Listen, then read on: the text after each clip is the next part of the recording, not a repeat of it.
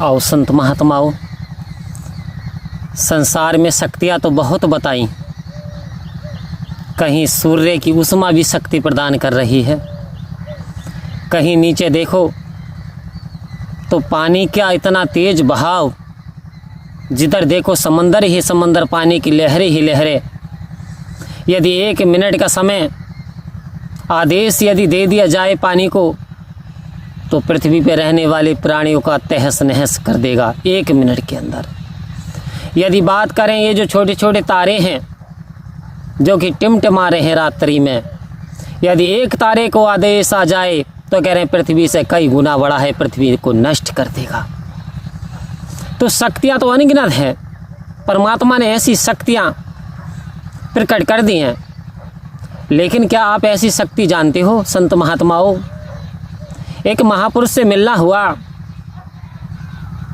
धन इंकार हुआ, और जब उन्होंने अपनी ऑटोबायोग्राफी बताई, क्योंकि एक तो बायोग्राफी होती है जीवन कथा जो दूसरा लिखता है, लेकिन एक है ऑटोबायोग्राफी जो स्वयं अपने हाथ से लिखी गई।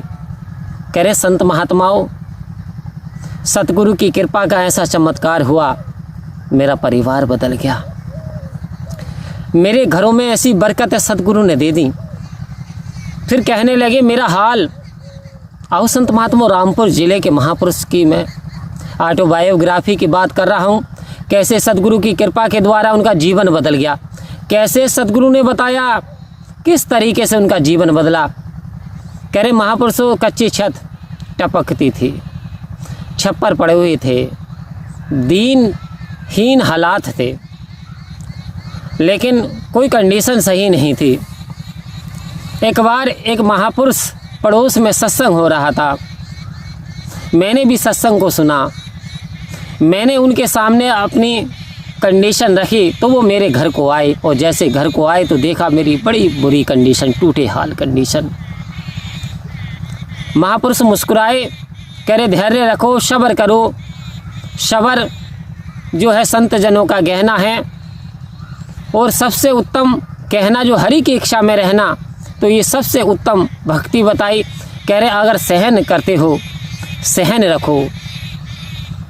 बोले फिर महात्मा जी मेरे ये ऐसे ही हाल रहेंगे?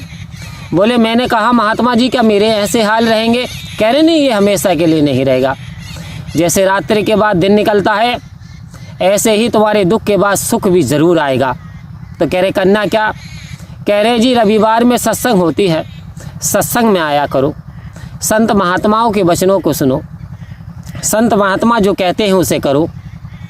तब उस महात्मा ने आना जाना शुरू किया सत्संग में, और कहते जैसे और सत्संग कराते हैं जी, मैंने भी सत्संग कराई, और जैसे जैसे मैंने सत्संग कराई, जैसे जैसे संत महात्माओं के चरण पड़ते गए, हुआ क्या, मैं तो अनपढ़ था, मैं तो ठेला ढकेलता था, लेकिन मैंने अपने बच्चे को पढ़ाया, और पढ़ाने के उपरांत मैंने लड़की को पढ़ाया, GNM करा दिया, लड़के को भी मैंने डॉक्टरी की डिग्री करा दी, धीरे धीरे चाहे छोटी सी डी फार्मा ही कराया, लेकिन मैंने करा दिया। मैंने कहा फिर क्या हुआ संत महात्माओं? कह रहे आज लड़की भी जॉब कर रही है, और लड़के ने अपना हॉस्पिटल खोल रखा है। अब ऐसी कृपा है कि वो जो मकानों की जगह पक्के मकान बन गए, रोज़गार की कमी नहीं रही, सतगुरु की बड़ी असीम कृपा। तो कह रहे महापुरुषों ने मुझसे एक बात कही थी जिसने मेरे जीवन को बदल दिया। कह रहे संत महात्मा, दुख हो या सुख हो, सतगुरु पे नंबर 1 विश्वास बनाए रखना। दूसरी, ये जो सिमरन मिला है आपको, जब भी समय मिले इस सिमरन को करना। सिमरन करते वक्त संसार को याद में मत करना, सिमरन करते वक्त एकमिक हो जाना, यानी ऐसे खो जाना परमात्मा में जैसे कि एक पानी के अंदर मिश्री डाल दे, और मिश्री अब घुल गई, अब मिश्री को निकाल लें, लेकिन मिश्री नहीं निकल पा रही। कह रहे ऐसा मत करना, पानी के अंदर एक पत्थर को डाला और निकाला तो कुछ देर बाद सूख गया। बोले ऐसा मत करना। बोले क्या तात्पर्य? कह रहे जब भी सत्संग में जाओ अपने बर्तन को खाली करके बैठो। जो सतगुरु के वचन आते हैं, जो एक एक वाणी आती हैं, वो जीवन को बदलने वाली होती हैं। जिस प्रकार से संत महात्माओं, जब वस्त्र क्लॉथ जब डर्टी हो जाता है, गंदा पड़ जाता है, तो क्या होता है, जो गृहिणी होती हैं, जो बहन, जो माताएं होती हैं, उसे साबुन से साफ़ करती है।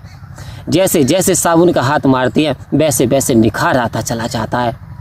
कह रहे यदि आप सत्संग में जारी रखोगे जाना तो मन में यदि कोई बुराई पैदा होती है, चाहे काम की भावना आ गई, चाहे क्रोध की भावना आ गई, चाहे अहंकार की भावना आ गई, चाहे द्वेष की भावना आ जाए, ये सब की सब विलुप्त हो जाएंगी। जैसे ही उजाला प्रकट होता है वैसे अंधकार भाग जाता है। संत महात्माओं कह रहे चाहे कितने से कितना बड़ा अपराधी हो, पापी हो, मक्कार हो, लेकिन यदि सतगुरु के चरणों में आ गया, यदि सतगुरु की शरण में आ गया, तो कह रहे दुनिया में शक्तियाँ तो बहुत है, लेकिन सतगुरु की ऐसी शक्ति जिसने सेवा बख्श दी, सिमरन बख्श दिया, सत्संग बख्श दी। कह रहे यदि इन तीनों को कर लिया तो वास्तव में सोई हुई किस्मत भी जाग जाती है। कहा कि जो काम दुआ से हो ना सके, जो काम दवा से हो ना सके, वो काम दुआ से होता है, और जब सच्चा मुर्शद मिलता है तो बात खुदा से होती है। कह रहे जी आज मैं सिमरन कर रहा हूँ, मैं निरंकार से बात कर रहा हूँ, क्योंकि राजपिता जी भी एक बार अपने वचनों में बता रहे थे, क्या आपने सही से नंबर लगाया? जी हाँ, परमात्मा से बात कर सकते हो, लेकिन यदि आपका नंबर एक भी गलत है तो बात होने वाली नहीं है। उनका कहने का तात्पर्य यदि 5 चोरों में एक चोर भी आपके अंदर रह गया तो वास्तव में वो चारों को लेकर के आ जाएगा। तो कह रहे हैं अपने नंबर को सही कर लो, यानी ये जो अपनी बुराइयां हैं एक एक करके इन्हें निकाल लो, क्योंकि बसंत ऋतु का मौसम है। दास ने देखा एक पेड़ बिल्कुल उसने पत्ते गिरा दिए, और आफ्टर सम टाइम देखते हैं कुछ समय के बाद कोमल कोमल प्यारी प्यारी लीव्स, पत्तियाँ नई नई गोल्डन वाली उग के आ गईं। तो कह रहे पेड़ों से सीखो, बुराइयों को छोड़ दिया, अच्छाइयों को धारण करो। तो सतगुरु भी हमें यही सिखा रहे हैं कि हमें अच्छाइयों को धारण करना है, और सेवा, सत्संग, सिमरन यदि जीवन का आधार बन जाए तो जीवन में कल्याणकारी परिवर्तन आ जाएंगे। संत महात्माओं जीवन हर हाल में बदल जाएगा। तो दास क्षमा प्रार्थी है, ये पक्षियों की चहचहाने की आवाज़ आप सुन रहे होंगे, क्योंकि ये भी नेचर के लिए बहुत ज़रूरी है। एक एक जीव नेचर के लिए बहुत ज़रूरी है। तभी तो कहा कि दया धर्म का मूल है, पाप मूल अभिमान, तुलसी दया न छोड़िए जब लग घट में प्राण। आओ संत महात्माओं हमें जीवों जंतुओं पे भी दया करनी है, और हमें सतगुरु के वचनों को सर माथे से यदि अपनाना है, क्योंकि रोटी रोटी कह करके कोई भूख को नहीं भगा सकता, पानी पानी कह करके कोई प्यास को नहीं बुझा सकता। आओ संत महात्माओं पानी को पीना पड़ेगा, खाने को खाना पड़ेगा। ठीक इसी प्रकार से यदि हम जीवन में बदलाव चाहते हैं तो सतगुरु के वचनों को अमल में भी लाना पड़ेगा। खाली सुनने से बात बनने वाली नहीं, क्योंकि ज्ञान कर्म में ढल जाए तो जीवन का श्रृंगार बने। कह रहे श्रृंगार जो स्त्री को सजा देता है, श्रृंगार पुरुष को सजा देता है, श्रृंगार इंसान को सजावट बना देता है, सुंदर बना देता है। ऐसे ही यदि ये ज्ञान और यदि कर्म में ढल जाए तो वास्तव में जीवन का श्रृंगार बन जाते हैं। वास्तव में जीवन जीने का सलीका जो मेरे रहबर, जो मेरे सतगुरु, जो मेरे मुर्शद ने मुझे बताया, यदि मैं चल पाया तो हर हाल में मेरा जीवन खुशहाल बन जाएगा। क्योंकि सतगुरु के वचन पर चलना है मुश्किल, मगर चलने वालों ने पाई है मंजिल। तू चलना मेरे मन गुरु के सहारे, और यहीं पे मिलेंगे तुझे भी किनारे। यदि कहीं किनारा नहीं मिल पा रहा, कहीं सुख शांति नहीं मिल पा रही, मन का सुकून चाहिए, शांति चाहिए और सच्ची दौलत चाहिए, तो सतगुरु के दरबार में दुख दर्द मिटाए जाते हैं। दुनिया के सताए लोग यहाँ सीने से लगाए जाते हैं। ए नादानो क्यों डरते हो इस दर पर शीश झुकाने से, ए नादानो ये वो दर है जहाँ शीश चढ़ाए जाते हैं। परम प्यार से बोलिए धन्यवाद जी।